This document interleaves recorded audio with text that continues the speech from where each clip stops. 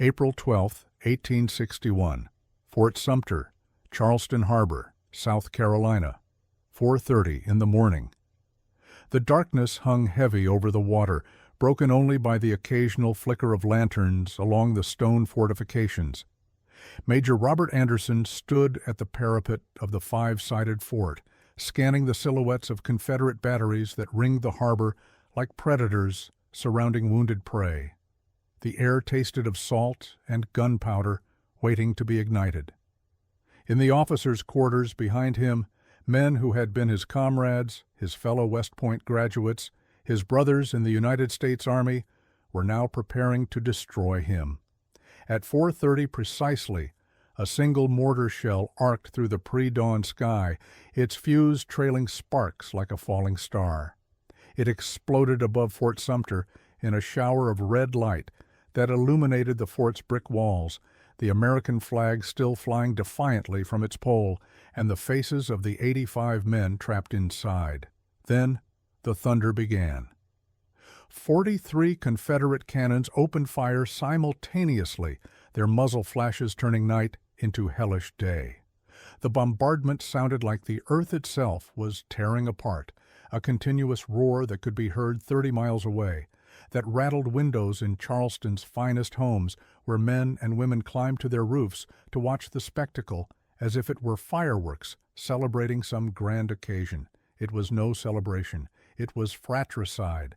Americans were firing on Americans, brothers on brothers. A nation was committing suicide, and the sound of those cannons was the death rattle of the old United States. This was not supposed to happen. The American experiment, barely 80 years old, had been built on compromise. The Constitution itself was a masterpiece of political bargaining, carefully balancing the interests of large states and small, northern and southern, agricultural and commercial. For decades, whenever sectional tensions threatened to tear the nation apart, clever politicians had found middle ground. The Missouri Compromise of 1820, the Compromise of 1850, the Kansas-Nebraska Act, each one a temporary bandage on a wound that kept reopening, kept bleeding. The wound was slavery. By 1861, the institution had existed on American soil for 242 years, longer than the nation itself had been independent. 4 million African Americans lived in bondage, their labor producing cotton, tobacco, rice, and sugar that generated enormous wealth for Southern planters and Northern merchants alike. The Constitution had protected slavery through careful euphemisms, persons held to service or labor, and concrete provisions like the 3/5 Clause and the Fugitive Slave Clause. The founders had been unwilling to confront the contradiction between declaring that all men are created equal while simultaneously denying basic humanity to 1/6 of the population. By the mid-19th century, that contradiction had become unbearable.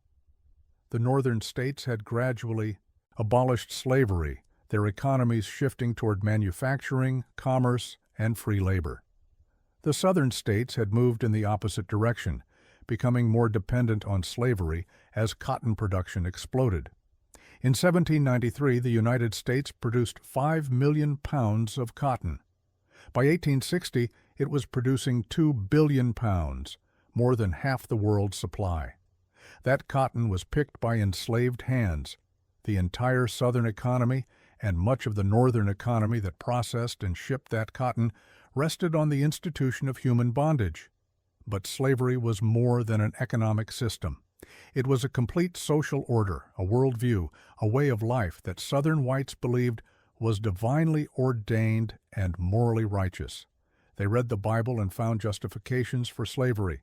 They studied history and argued that slavery had existed in all great civilizations. They looked at racial pseudoscience and convinced themselves that black people were inherently inferior, that slavery was not just profitable, but benevolent, that enslaved people were better off under white supervision than they would be if free. This was not merely hypocrisy, this was sincere belief, held by educated men who considered themselves Christian gentlemen, who loved their children and their country, who genuinely could not conceive that their entire way of life was built on monstrous injustice. Northern opposition to slavery grew throughout the 1850s. Not all Northerners were abolitionists. Many were indifferent to the moral question of slavery or even hostile to black people, but increasing numbers believed slavery should not be allowed to expand into new Western territories. They argued that slavery gave Southern planters unfair political and economic advantages, that it degraded free labor by competing with slave labor, that it betrayed the principles on which the nation had been founded. The Republican Party, formed in 1854, made opposition to slavery's expansion its central platform. The Southern response was visceral and absolute. They saw Republican opposition to slavery expansion as existential threat. If slavery could not expand, they argued, it would eventually die out as soil exhaustion and population growth made the existing slave states economically unviable.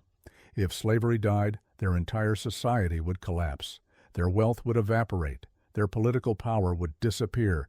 Worst of all, 4 million formerly enslaved people would be free, and white Southerners lived in constant terror of what freed black people might do to their former masters.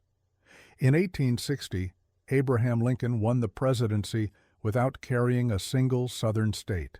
He had not even appeared on the ballot in most of the South. Lincoln promised not to interfere with slavery where it already existed, but he would not allow it to expand. For Southern firebrands, this was unacceptable. If they could not control the federal government, they would leave it. South Carolina seceded from the Union on December 20th, 1860, 6 weeks after Lincoln's election.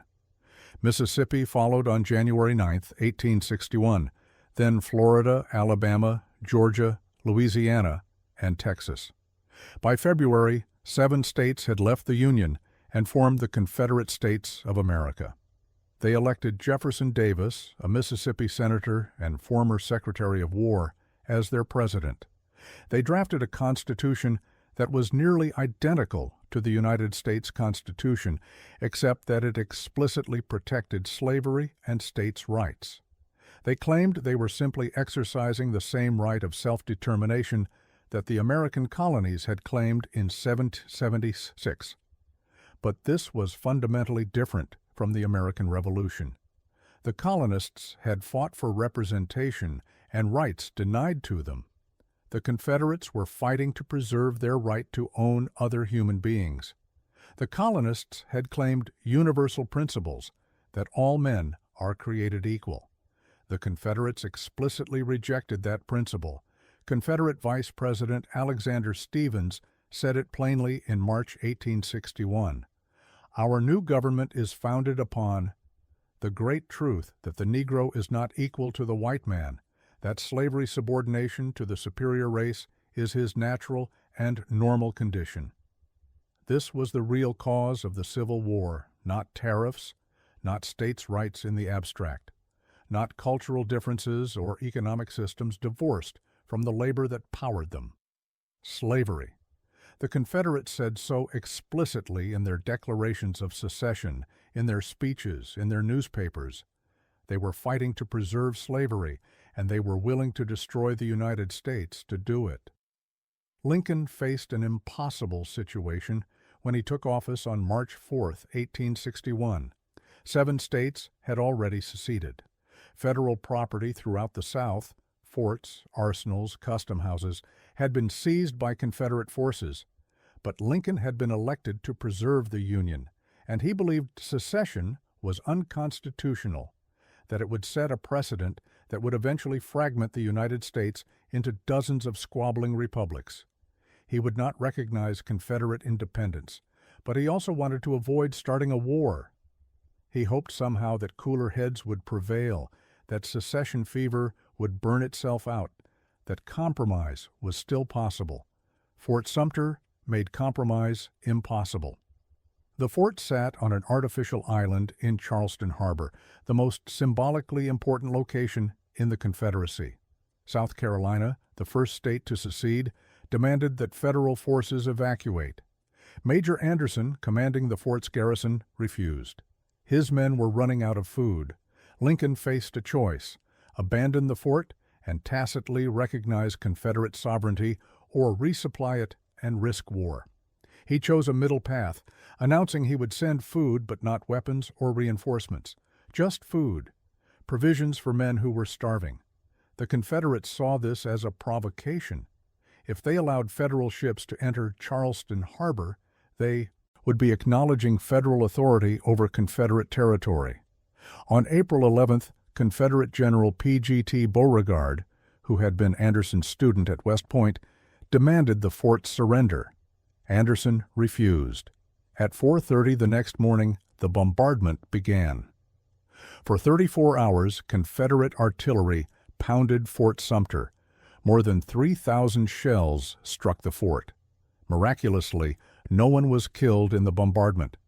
The fort's brick walls absorbed or deflected most of the shells. Anderson's men fired back sporadically, conserving their limited ammunition, but they were outgunned and surrounded. The fort's wooden barracks caught fire, filling the parade ground with choking smoke. On April 13th, with the fort burning, ammunition exhausted, and no prospect of relief, Anderson surrendered. He was allowed to leave with full honors of war. His men marched out of the fort, carrying their weapons, the American flag, and their dignity. As they boarded ships for New York, Confederate soldiers cheered them, treating the whole affair as a gentlemanly contest between honorable opponents. Many on both sides still believed the crisis would be resolved without serious bloodshed. They were catastrophically wrong. Lincoln called for 75,000 volunteers to suppress the rebellion. The response was overwhelming. So many men rushed to enlist that the Army couldn't process them all. But Lincoln's call for troops forced the Upper South to make a choice. Virginia, North Carolina, Tennessee, and Arkansas seceded and joined the Confederacy. The nation was now fully divided.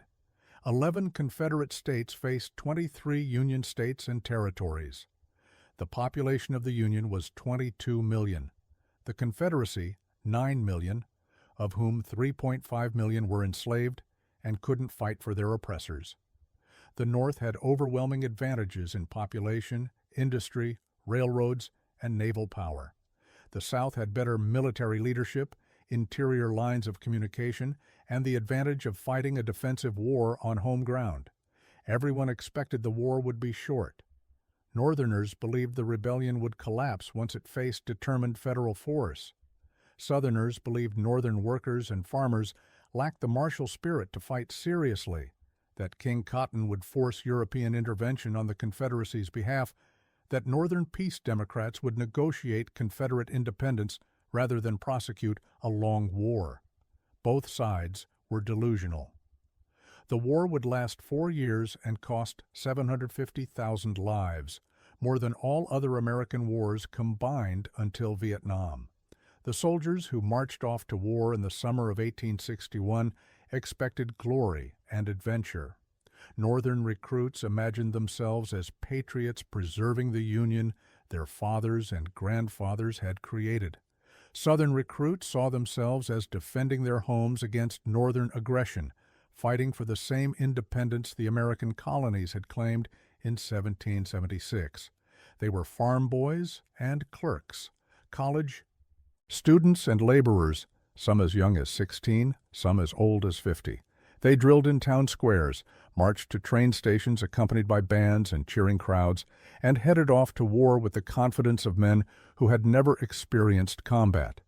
Reality arrived with shocking brutality on July 21, 1861, at a creek called Bull Run near Manassas, Virginia, just 30 miles from Washington. This was to be the great battle that would end the war.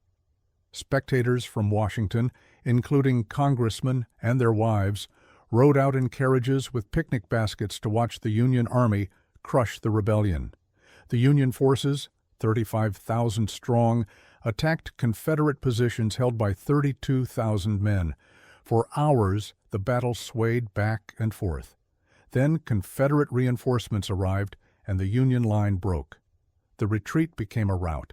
panicked soldiers fled back toward Washington, clogging the roads, abandoning weapons and equipment, their earlier confidence shattered by the reality of men dying, of artillery tearing bodies apart, of the chaos and terror of battle.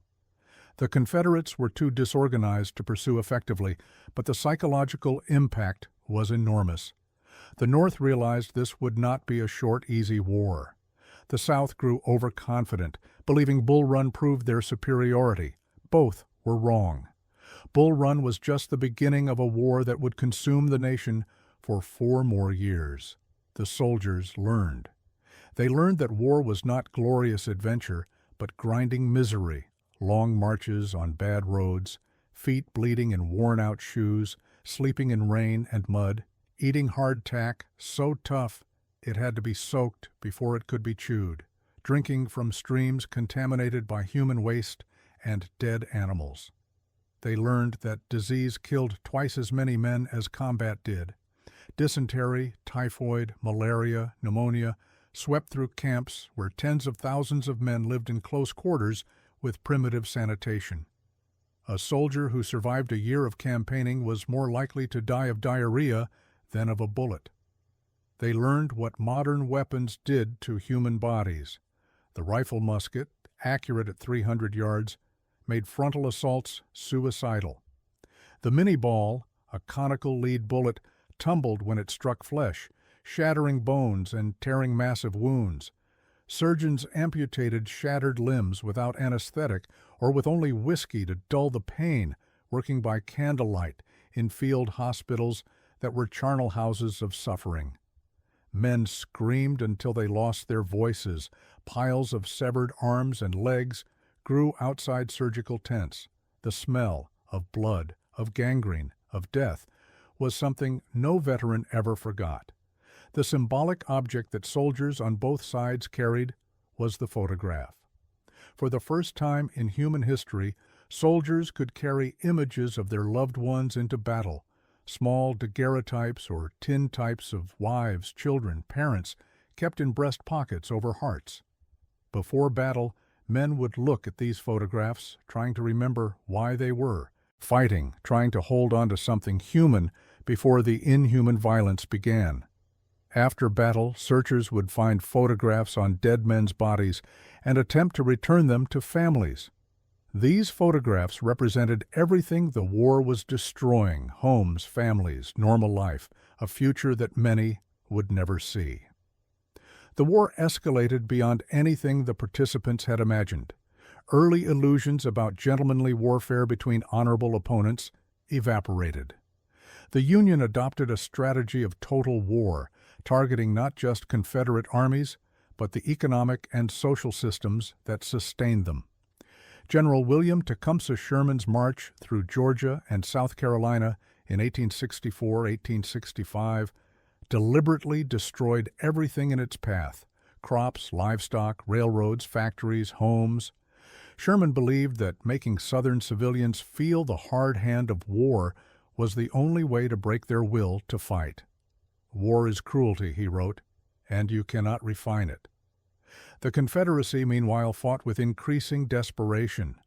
As Union forces occupied Southern territory, Confederate armies became more brutal toward perceived collaborators, more willing to blur the lines between soldier and civilian. Guerrilla warfare erupted in border states like Missouri and Kansas, where neighbor murdered neighbor in a cycle of atrocity and revenge. The conflict descended into barbarism that would have horrified the men who marched away so confidently in 1861. The emotional contrast between expectation and reality destroyed minds as well as bodies. Soldiers expected to fight for clear principles: union or independence, freedom or states' rights. What they experienced was existential horror. They watched friends die in agony from wounds that medicine couldn't treat. They killed men who looked exactly like them, spoke the same language, worshipped the same God. They committed acts that would haunt them for the rest of their lives: burning homes, killing livestock, leaving women and children destitute. They returned home as strangers to themselves, unable to explain what they had seen and done. The war's meaning shifted as it progressed. It began as a war to preserve the Union. It became a war to end slavery.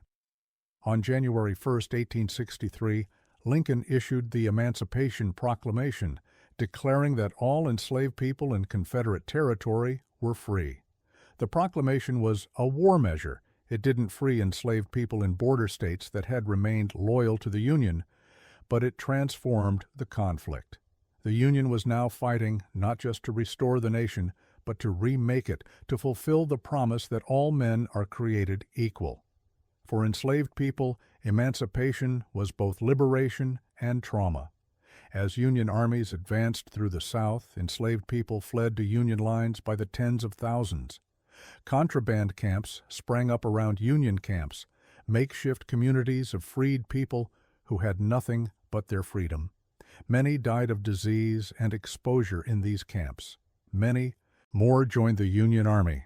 By war's end, nearly 200,000 black soldiers served in the Union forces, fighting for their own freedom and their families' freedom with a ferocity that white soldiers couldn't match because they had far more to lose. Confederate treatment of black Union soldiers was genocidal. At Fort Pillow in Tennessee, Confederate forces under Nathan Bedford Forrest massacred black soldiers who had surrendered, bayoneting wounded men in their hospital beds. At the Battle of the Crater near Petersburg, Confederates executed black prisoners rather than take them captive. Confederate policy explicitly denied prisoner of war status to black soldiers, returning them to slavery or executing them as rebellious slaves. This was not the conduct of honorable soldiers fighting for independence. This was the desperate brutality of men defending an indefensible system. The war's turning points came in July 1863. At Gettysburg, Pennsylvania, General Robert E. Lee led 75,000 Confederate troops north in a bold invasion meant to threaten Washington, encourage Northern peace Democrats, and prove the Confederacy could win a decisive victory on Northern soil. For 3 days, Union and Confederate forces fought across Pennsylvania farmland. The battle climaxed on July 3rd with Pickett's charge, 2,500 Confederate soldiers advancing across a mile of open ground toward entrenched Union positions. Union artillery and rifle fire tore them apart. Half the attacking force was killed, wounded, or captured. Lee retreated to Virginia, his army shattered, his invasion failed. He would never again have the strength to threaten the North. The same day Lee began his retreat from Gettysburg-Vicksburg, Mississippi, surrendered to General Ulysses S. Grant after a 47-day siege. Vicksburg sat on high bluffs overlooking the Mississippi River. Its capture gave the Union complete control of the river, cutting the Confederacy in two, isolating Texas, Arkansas, and Louisiana from the rest of the Confederacy.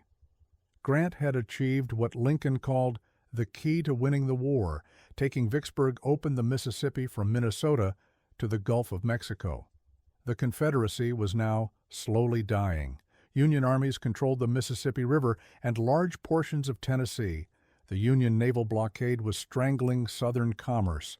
Confederate soldiers were deserting in increasing numbers, returning home to protect families from Union forces, or simply abandoning a cause that seemed lost. The Southern economy was collapsing under the weight of war, inflation spiraling out of control, food shortages becoming desperate, but the Confederacy wouldn't surrender. Lee's Army of Northern Virginia remained dangerous, inflicting heavy casualties on Union forces in brutal battles in the Virginia wilderness in 1864. Confederate armies in Georgia and Tennessee fought with stubborn courage even as Union forces ground them down. The dying Confederacy lashed out like a wounded animal, making the Union pay in blood for every inch of Southern soil. Lincoln faced re-election in November 1864. The war had dragged on far longer than anyone expected. Casualties mounted into hundreds of thousands. Northern Democrats, calling themselves Peace Democrats or Copperheads, argued for negotiating Confederate independence rather than continuing the bloodshed. Lincoln feared he would lose the election, that the Northern people would give up the fight, that the war would end with the nation still divided and slavery still intact. But in September, Sherman captured Atlanta. The city's fall demonstrated that the Confederacy was genuinely collapsing, that Union victory was achievable. Lincoln won re-election with 55% of the popular vote. The war would continue until the Confederacy was completely destroyed. Sherman marched from Atlanta to Savannah, then north through the Carolinas, leaving a 60-mile-wide path of destruction. Grant besieged Lee's army at Petersburg, Virginia, slowly strangling it through 9 months of trench warfare that previewed the horror of World War I. Confederate forces in the Deep South surrendered one by one, their supply lines cut, their soldiers starving and barefoot. The Confederacy was bleeding to death. On April 9, 1865, Lee surrendered to Grant at Appomattox Courthouse, Virginia. Lee's army had been reduced to 28,000 starving men, surrounded by Grant's 125,000 troops. There was no hope of escape or reinforcement. Lee met Grant in the parlor of Wilmer McLean's house. Ironically, McLean had moved to Appomattox to escape the war after a shell destroyed his house during the First Battle of Bull Run. Grant offered generous terms. Confederate soldiers would be paroled, allowed to return home, officers could keep their sidearms, men who owned horses could keep them for spring plowing. There would be no trials for treason, no executions, no formal humiliation. Grant wanted to end the war, not prolong the hatred.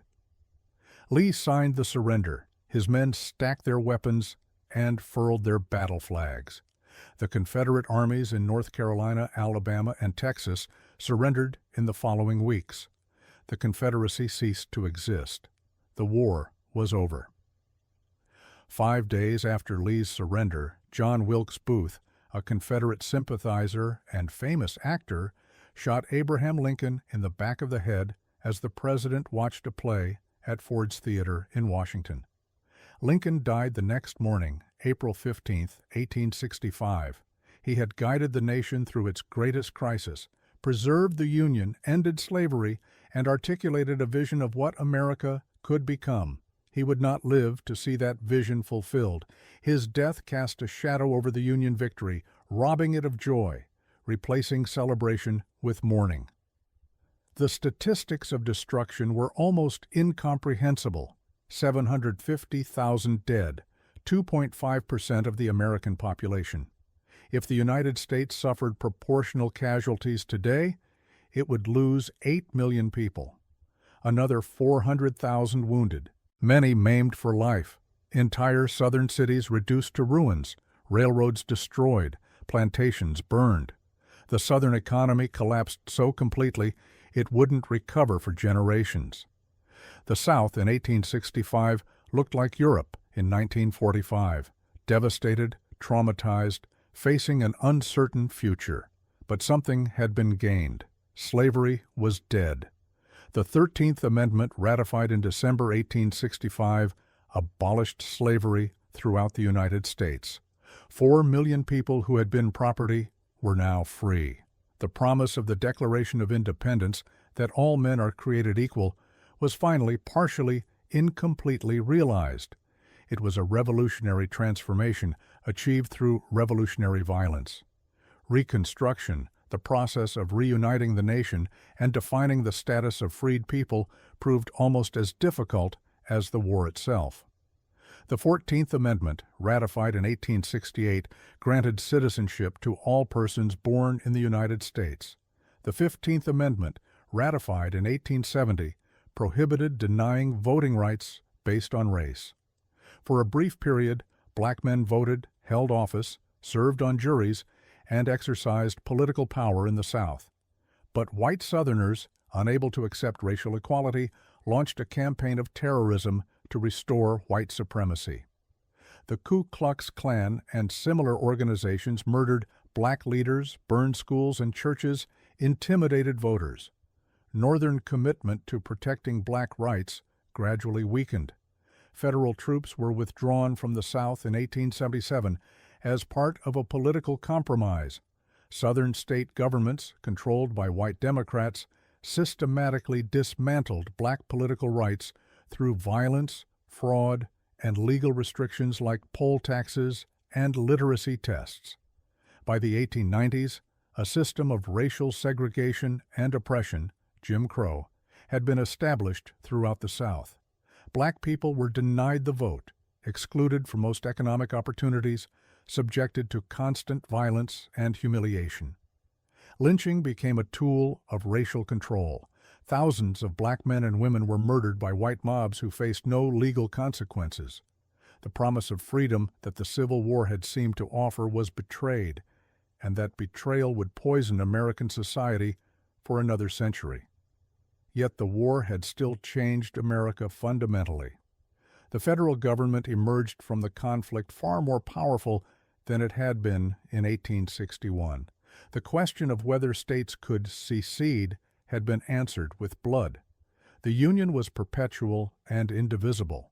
The federal government could enforce its laws, protect its citizens, and act as a single national entity rather than a loose confederation of semi-sovereign states. The war transformed the American economy. Northern industry expanded massively to produce weapons and supplies for the Union war effort, continued growing after the war. Railroads connected the continent. Steel production soared. Cities exploded in size. America began its transformation from an agricultural republic to an industrial power that would eventually dominate the world economy.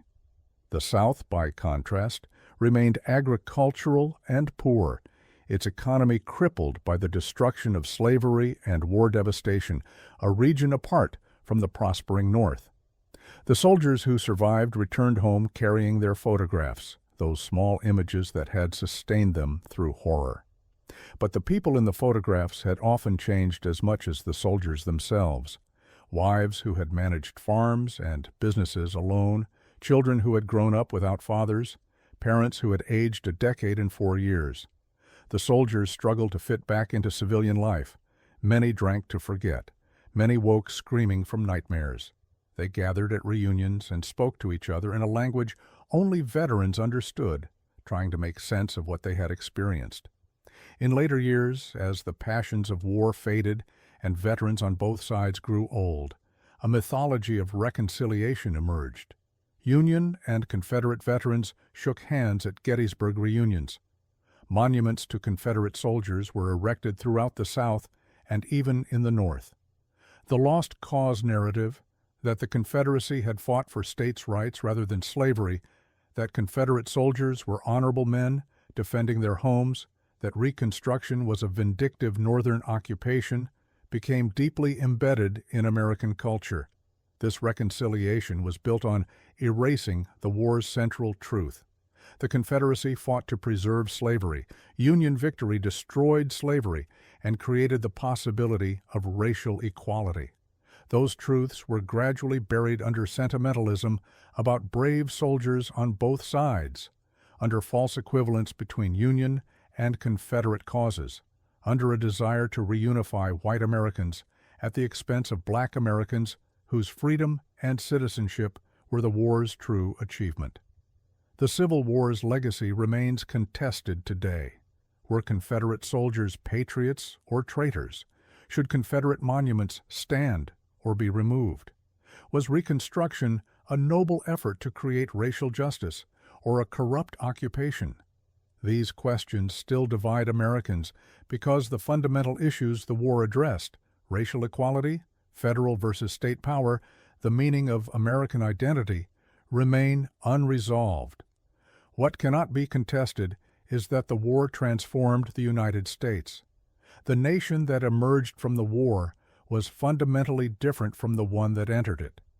The United States in 1861 was a federal republic where states claimed significant sovereignty and slavery was legal and protected.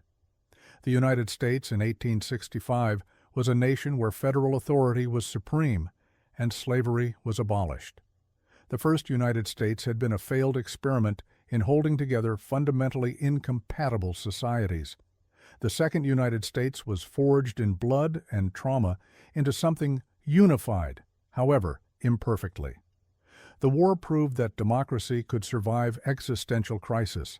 Other republics had collapsed when faced with internal division. Ancient Rome had descended into civil war and emerged as an empire. The French Revolution had dissolved into terror and then dictatorship. But the United States fought a civil war, preserved democratic government, and emerged still committed to constitutional rule and Republican principles. Lincoln's Gettysburg Address articulated this achievement. The war would ensure that government of the people, by the people, for the people, shall not perish from the earth. But the cost was staggering: 750,000 dead, millions of families destroyed, an entire region devastated, hatreds that would persist for generations, and the promise of racial equality betrayed within a generation, requiring another century of struggle to partially redeem. The new United States was born from suffering so immense that the nation still bears the scars. On cemetery hills throughout the nation, where soldiers from both sides lie buried, the photographs they carried lie with them. Daguerreotypes of sweethearts, tintypes of children, fragile images that have long since faded to brown ghosts. Those photographs represented what they fought to preserve or create: home, family, a vision of what America should be. They died for those visions, even when the visions contradicted each other, even when fulfilling one vision meant destroying another. The war's central truth is this: unity required force. The more perfect union that the Constitution promised could only be achieved through violence. Americans killed Americans until one side could no longer fight, until the question of whether America was a divided house or a single nation was answered in blood. The answer was final. America would be one nation. But the price of that unity was paid in widows and orphans, in empty chairs at dinner tables, in young men who went to war and never came home. The sound of those cannons firing on Fort Sumter on April 12, 1861, echoed for 4 years. It echoed in the thunder of artillery at Antietam, where 23,000 men were killed or wounded in a single day. It echoed in the rifle volleys at Gettysburg. It echoed in the screams of wounded men in field hospitals, in the silence of national cemeteries where thousands lie in identical white headstones, in the grief of families who lost fathers, sons, and brothers. But from that terrible sound, something new was born. A United States that was truly united, forged in trauma, but emerged stronger, committed, however imperfectly, to the proposition that all are created equal. The old United States, built on compromise with evil, died at Fort Sumter.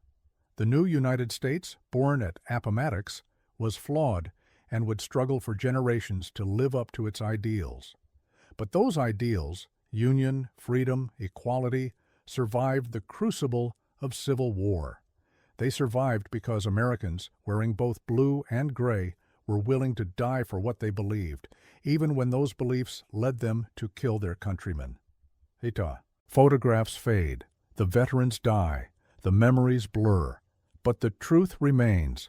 America became one nation because Americans fought Americans until the question was settled. The brutality of that war, the suffering it caused, the lives it consumed, these were the price of forging a new United States from the ruins of the old. Whether that price was necessary, whether there could have been another way, these questions haunt American history. What cannot be questioned is that when Americans fought Americans, they created something that had not existed before, a nation indivisible, conceived in liberty, and rededicated to the proposition that all are created equal. That nation, born in blood and trauma, endures still.